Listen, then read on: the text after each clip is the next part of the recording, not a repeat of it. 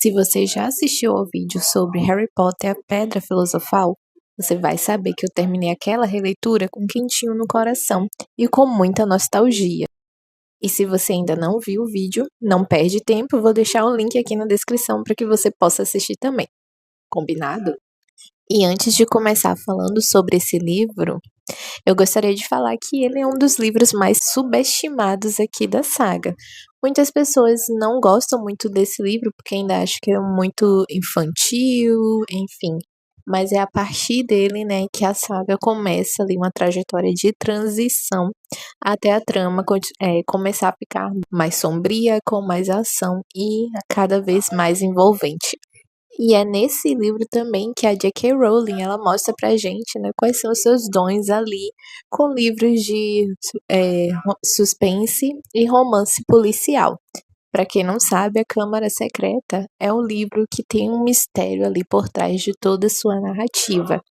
E o Harry, ele é como se fosse um detetive ali investigando todo esse mistério que está cercando Hogwarts. Então fica aqui comigo e vamos acompanhar mais uma releitura da saga Harry Potter. Vamos lá. A Câmara Secreta, ela não começa diferente dos outros livros. Harry ele está lá passando suas férias de verão junto com seus tios e sofrendo muito. Só que dessa vez, os tios dele acabaram pegando muito pesado com esse menino. No livro acontece uma situação em que Harry ele vai atrapalhar um jantar de negócios do seu tio muito importante. Ele estava se preparando ali para aquele jantar já fazia algumas semanas, onde ele pensava ali em fechar um negócio muito importante. Só que depois de um incidente, eles acabam trancando Harry no seu quarto, literalmente trancando. Colocam grades na janela, grades na porta e o Harry ele vai recebendo uma refeição ali regrada, como se ele estivesse de fato em uma prisão.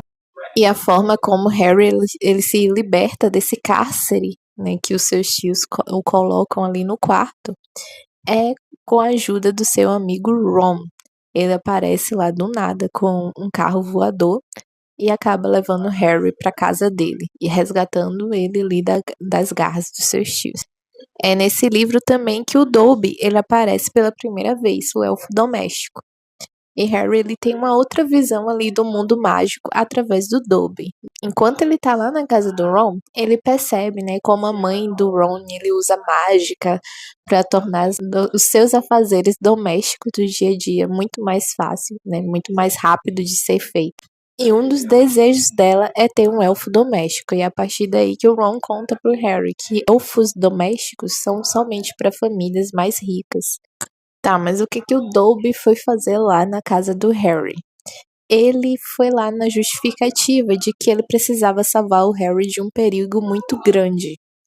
E ele fala que ele sempre ouviu falar muito bem do Harry, sobre a sua grandiosidade, mas ele não sabia, né, o quão o Harry poderia ser bondoso. E ele se incumbiu da missão de ir lá até a casa do Harry para tentar salvar ele e evitar que ele vá para Hogwarts. Então, como é que ele faz isso?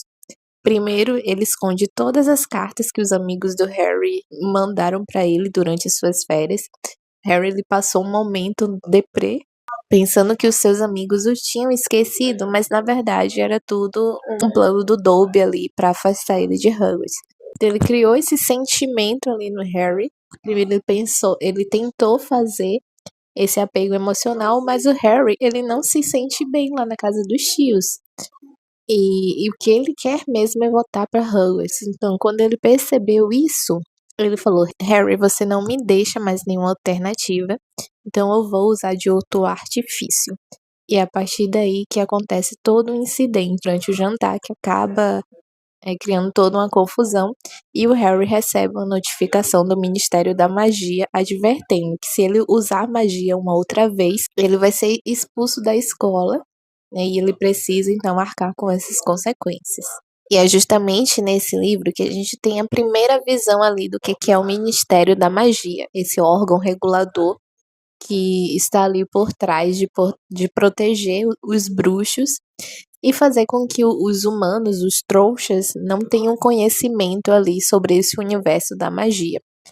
E o Harry acaba descobrindo que o pai do Ron trabalha para o ministério. Ele trabalha em um departamento que ninguém gostaria de trabalhar, que é para procurar objetos enfeitiçados ali no mundo dos trouxas. Então, vez ou outra ele precisa investigar um, como por exemplo, um jogo de xícara de chá que estava enfeitiçado ou coisas nesse sentido, e precisa então ali pegar aquele objeto, né, e apagar a memória daquelas pessoas para que elas não tenham ali um conhecimento de que existe um mundo mágico.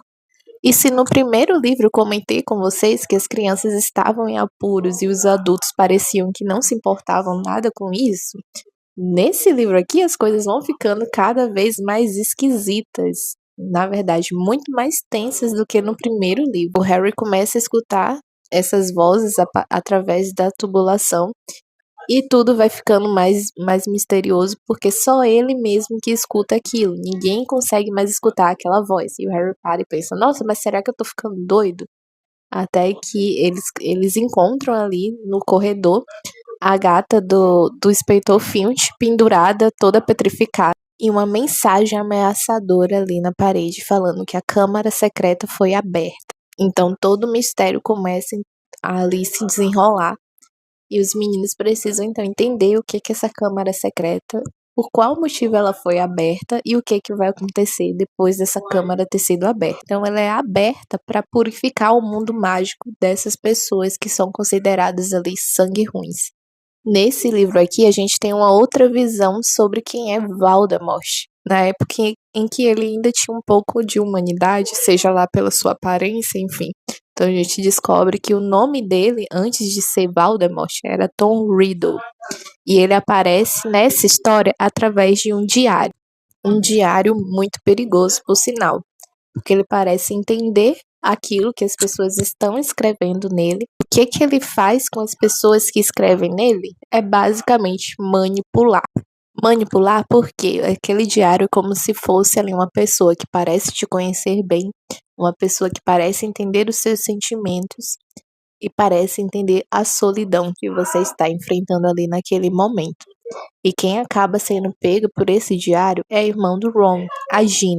A Gina, ela tá no seu primeiro ano ali na escola, então é um universo totalmente diferente para ela. Ela ainda passou, digamos, uma boa parte da sua vida vivendo à sombra dos seus irmãos.